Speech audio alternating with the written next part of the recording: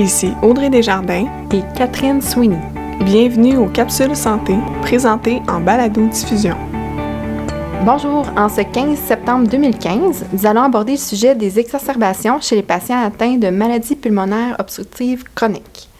Également en studio avec nous, le Dr Mathieu Simon, pneumologue à l'Institut universitaire de cardiologie et de pneumologie de Québec, et aussi le directeur du nouveau département des soins intensifs de l'hôpital. Bonjour. Bonjour Audrey, bonjour Catherine. Dans un premier temps, Dr Simon, je crois que vous vouliez aborder un cas clinique avec nous. Bon, c'est une bonne idée parce que c'est des situations qu'on voit fréquemment en clinique. Vous savez, vous avez un MPOC, la cinquantaine, assez fonctionnel. Il présente une exacerbation, comme beaucoup de MPOC le font à chaque année. Il reçoit un traitement d'antibiotiques court, souvent des dérivés de la pénicilline qui sont plus ou moins appropriés à la prise en charge initiale de ces patients. Un peu de cortisone. Il se sent un peu mieux pendant les 7 à 10 jours de la durée du traitement. Puis très rapidement, après ça, les symptômes reviennent. Puis souvent, ces patients-là, on les revoit au sans rendez-vous, on les revoit en salle d'urgence avec une exacerbation un peu plus sévère que celle qu'il y avait initialement. Puis ça témoigne comment est-ce qu'on est relativement mal outillé pour traiter, diagnostiquer des complications relativement fréquentes de la MPOC qui conditionnent beaucoup la qualité de vie, l'autonomie du patient, puis qui coûte extrêmement cher au système. Comment cette situation aurait-elle pu être évitée au quotidien? Alors, le traitement de la MPOC permet, s'il est efficace, de réduire les exacerbations. D'ailleurs, c'est un des points d'efficacité principaux des traitements bronchodilatateurs qui sont présentement disponibles. Donc, un traitement avec une bronchodilatation à courte ou à longue action, parfois avec des thérapies combinées en fonction du consensus de traitement des MPOC et en fonction de la sévérité de l'obstruction bronchique, nous permettent d'une part d'assurer que le patient va avoir suffisamment de dilatation bronchique pour éviter et réduire la fréquence des exacerbations. Bien sûr, il y a certains patients chez qui la fréquence d'exacerbation, la sévérité de la maladie nous oblige à faire d'autres interventions. Par exemple, un plan d'action écrit, de l'éducation médicale, de la réadaptation pulmonaire et certains médicaments comme le Roflumilast, par exemple, le Daxas, qui permettent chez certaines populations assez ciblées de réduire les exacerbations. La vaccination contre l'influenza est également recommandée chez ces patients, tout comme la vaccination contre le pneumocoque. Vaccination qui réduit peut-être pas tant que ça les exacerbations infectieuses de la MPOC qui ne sont pas dues au pneumocoque, mais réduit leur risque de pneumonie qui, chez un patient MPOC, a un impact massif sur la qualité de vie et même sur le pronostic vital. Vous parlez de pneumonie, on a parlé d'exacerbation. Est-ce que vous pouvez revenir sur les exacerbations comme telles et vraiment bien définir ce qu'elles sont? C'est une vieille définition, Catherine. L'exacerbation, ça remonte à Dr. Antonison en 1981, une éternité par les standards médicaux. Et en fin de compte, une exacerbation est définie comme la présence de 2 des 3 symptômes suivants chez un patient connu MPOC, soit une majoration de la dyspnée, une majoration de la quantité d'expectoration produite quotidiennement et une différenciation dans la couleur de celles-ci qui deviennent plus infectieuses, plus colorées, plus abondantes, plus collantes. Bref, toutes des choses dont on aime discuter comme ça si vous écoutez ce podcast en train de manger. Bien sûr. On sait que les patients atteints de maladies pulmonaires obstructives chroniques présentent plusieurs comorbidités. Donc, comment on fait vraiment pour différencier les causes de dyspnée chez ces patients-là? C'est une excellente question, Audrey. En fin de compte, on pense que 70 à 80% de ce qu'on appelle une exacerbation MPOC est liée à une exacerbation infectieuse, qu'elle soit bactérienne ou virale. Le 30% qui reste peut être influencé par d'autres facteurs de comorbidité ou de co-infection. Par exemple, le smog, dans l'été, même l'hiver parfois maintenant, est une cause de la pollution atmosphérique, est également une cause d'exacerbation de MPOC. C'est également des patients qui sont fumeurs, donc qui sont à risque d'avoir de la maladie coronarienne. Alors, une arythmie, un syndrome ischémique cardiaque peuvent donner le change pour une exacerbation aiguë. Ils vont faire la différence.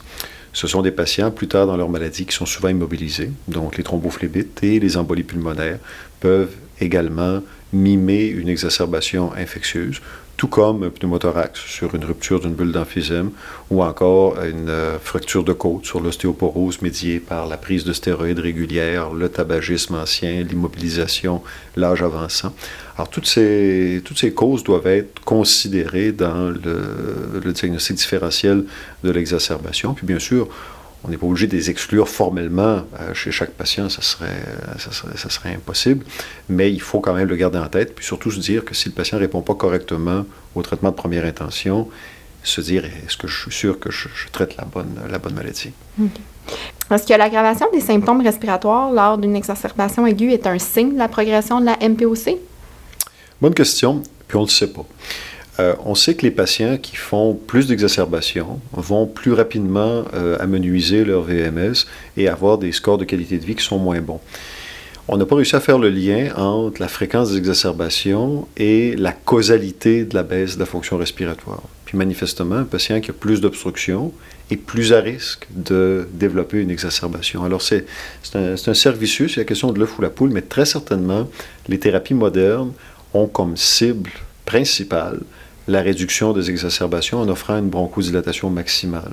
Et donc, toutes les thérapies modernes actuelles nous permettent d'offrir aux patients une réduction de la fréquence des exacerbations, ce qui est très bienvenu pour le patient et pour le système de santé en général. Comment on fait pour différencier une exacerbation aiguë d'une pneumonie?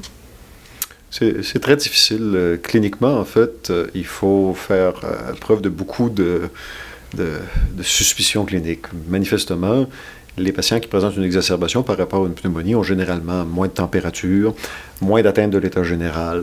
Okay. Ils ont rarement des sécrétions très, très abondantes, mais c'est une différentielle qui se perd progressivement au fur et à mesure que la MPOC sous-jacente s'aggrave.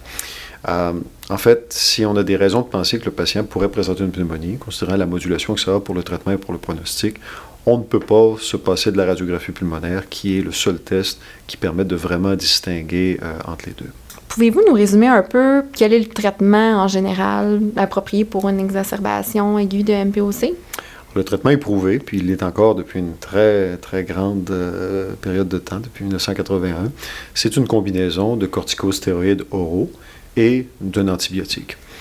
Les antibiotiques ont beaucoup changé au cours des 40 dernières années, manifestement, puis on a aujourd'hui des molécules qui nous permettent de nous adapter à l'état clinique du patient, aux autres médicaments qu'il prend, parce qu'il y a énormément d'interactions entre les médicaments pris habituellement et les différentes classes d'antibiotiques. À la connaissance de la sévérité de la MPOC, on va aller chercher des bactéries gram-négatives beaucoup plus virulentes au fur et à mesure que le VMS se dégrade. Également, parfois est disponible pour le patient une culture ancienne, relativement récente quand même, qui nous permet de guider le traitement. Donc, on se base là-dessus, puis sur la comédication, pour choisir le traitement antibiotique. Puis on sait maintenant qu'avec la majorité des molécules modernes, un traitement de 5 à 7 jours est suffisant. Donc, il ne faut pas errer sur des traitements beaucoup plus long, à moins d'avoir des bactéries vraiment résistantes, parce que l'utilisation de longues thérapeutiques antibiotiques favorise l'émergence de résistance chez le patient puis dans la population en général. L'autre portion importante du traitement, puis ils vont de pair, c'est la prescription d'une corticothérapie orale. La corticothérapie orale a montré une augmentation de la rapidité de résolution des symptômes, une réduction de la fréquentation hospitalière et une amélioration rapide de la qualité de vie du VMS chez les populations MPOC.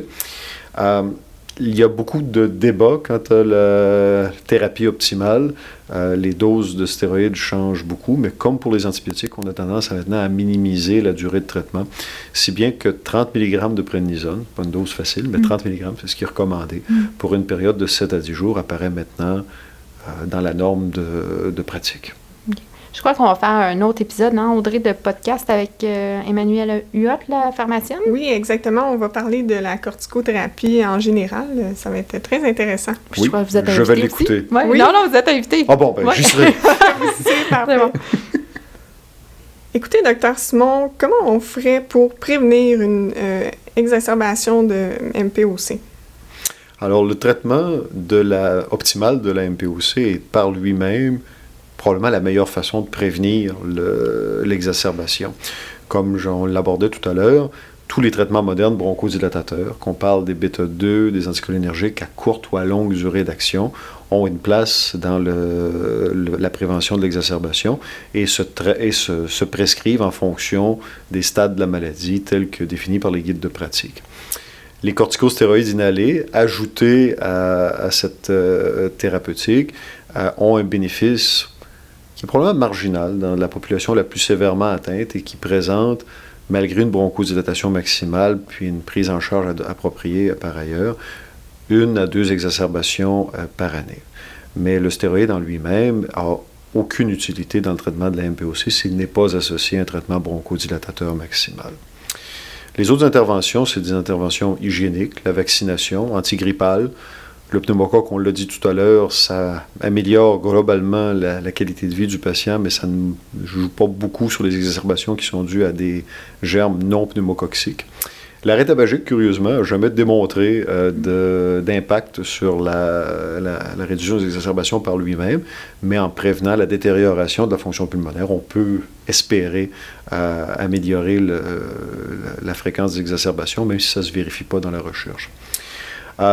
L'éducation, tant dans la prise de la médication que le suivi, un suivi programmé, donc ce qu'on appelle en anglais du case management, avec une infirmière ou un professionnel dédié au suivi de ces populations-là, des plans d'action écrits, éventuellement des prescriptions ouvertes d'antibiotiques et de stéroïdes pour de l'autogestion de la maladie, ont démontré peut-être pas une réduction des exacerbations, mais une réduction de la sévérité de celle-ci, une diminution de la fréquentation hospitalière. Il faut comprendre qu'une exacerbation non hospitalisée va coûter entre 6 et 800 $ de frais de santé en général. On parle de la visite à l'urgence, des examens, de la prescription d'antibiotiques, de la perte de productivité, alors qu'une exacerbation hospitalisée, la moyenne de durée de séjour voisine la semaine, c'est 1 000 $ par jour. Donc, les enjeux économiques et sociaux sont majeurs. Vous avez parlé des coûts économiques des hospitalisations des patients qui subissent des exacerbations aiguës de MPOC. Là. Voulez-vous revenir un peu sur la situation au Canada par rapport à ces coûts-là? Est-ce que c'est une des causes principales majeures d'hospitalisation? Absolument.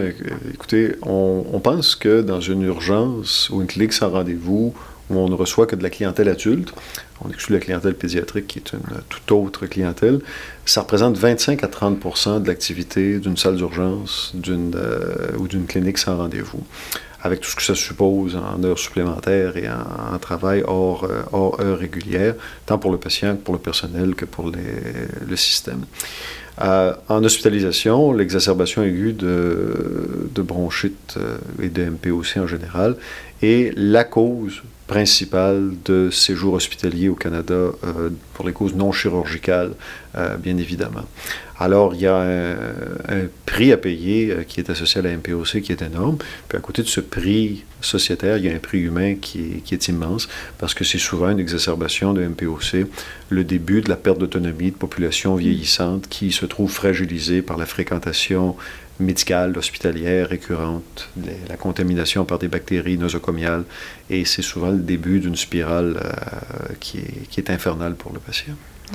Si je reviens à quelque chose que vous avez mentionné tantôt à propos des plans d'action écrits, est-ce qu'il existe des plans d'action vraiment déjà établis que les professionnels de la santé peuvent utiliser pour prendre en charge un patient qui exacerbe? Il y a des initiatives locales qui ont permis de rédiger des plans d'action de ce type. Il y a quelques modèles qui sont suggérés par les plans de traitement. Le plan d'action chez le MPOC est beaucoup plus jeune dans son historique que le plan d'action chez l'asthmatique qui est très bien établi, mais les résultats, du moins pour les MPOC sévères à très sévères, qui avec une fréquentation hospitalière régulière, ont démontré une capacité à réduire de beaucoup chez ces patients-là les réhospitalisations. Il faut les utiliser avec beaucoup de discernement et assurer aux patients non pas seulement un plan d'action écrit, mais également tout ce qui vient avec, c'est-à-dire un suivi rapproché par un professionnel et une éducation multimodalité face à sa maladie.